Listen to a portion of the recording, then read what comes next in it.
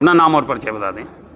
मेरा नाम Umesh Chandra Tiwari, vice principal residential college Syed Raja Chandauli. क्या है मामला उमेश जी, किस लिए आज सत्याग्रह पर बैठने की नौबत आ गई है?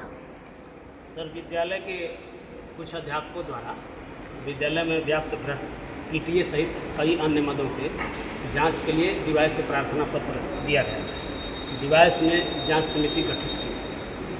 जांच समिति की रिपोर्ट में वित्तीय अनियमितता, नियम विरुद्ध व्यय पाया गया, रिपोर्ट में है।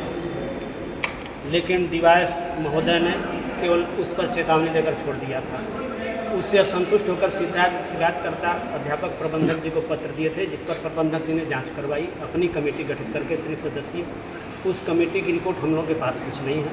उस रिपोर्ट के आधार पर प्रबंधक जी ने 10 फरवरी 2025 को प्रधानाचार्य जी को निलंबित किया था। फिर डीवाइस के हस्तक्षेप के बाद बोर्ड परीक्षा को देखते हुए प्रबंधक जी ने उस निलंबन को स्थगित किया था 14 फरवरी को। जैसे बोर्ड परीक्षा समाप्त हुई, प्रबंधक जी ने फिर प्रधानाचार्य जी के निलंबन को बहाल कर दिया। उसके बाद 14 मार्च को उन्होंने बहाल कर दिया था। 2 दिन के अंदर पुनः क्या हुआ, 17 मार्च को उन्होंने बहाल किया था और फिर उसके बाद पता नहीं क्या हुआ, निलंबन वापस हुआ। इसकी भी हम लोग की सूचना नहीं, क्यों कि प्रधानाचार्य जी लगातार कार्य करते थे। यदि 10 फरवरी को निलंबित हुए और 14 को निलंबन स्थगित हुआ, तो उस 4 दिन में भी उनको कार्य नहीं करना चाहिए था, लेकिन वो कार्य करते रहे लगातार। रजिस्टर पर भी उनके निलंबन का 10 फरवरी का और निलंबन स्थगन का 14 फरवरी का आदेश अंकित उपस्थिति रजिस्टर पर, अध्यापक उपस्थिति रजिस्टर पर।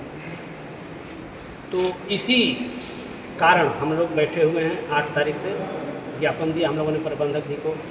फिर कुछ सुनवाई भी हुई, लेकिन कोई निर्णय क्रियान्वयन नहीं हुआ। 11 सूत्री हम लोग की मांगों का।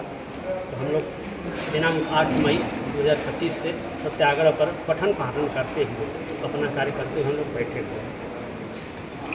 ये सत्याग्रह कब तक चालू रहेगा?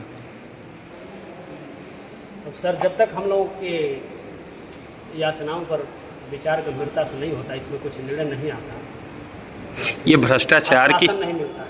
ये भ्रष्टाचार की लड़ाई है कि कुर्सी की लड़ाई है? इसको क्या मानते हैं? कुर्सी की लड़ाई आप कैसे इसको कहेंगे सर? किस चीज़ की लड़ाई है, यही तो मैं जानना चाह रहा हूँ।